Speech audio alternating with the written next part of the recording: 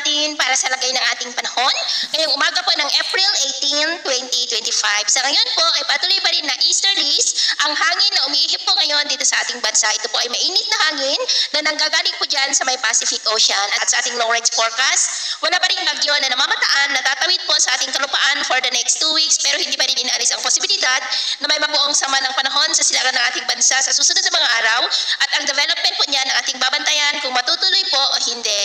At sa lagay po ng ating panahon, ngayong madaling araw ay maayos ang panahon sa malaking bahagi ng ating bansa, pero may tsansa pa rin ng mga isolated rains sa ilang bahagi ng Catanduanes, Sorsogon, Legazpi, Masbate, Estancia, Borongan, Tacloban, Bogod, Dinagat Island, Siargao, Mati, Zamboanga at Basilan. At mamaya po ay sisikat ang araw sa malaking bahagi ng ating bansa, mainit at maalinsangan muli ang panahon, pero may tsansa pa rin ng cloudy skies with isolated rains, lalo na sa ilang bahagi ng Cebu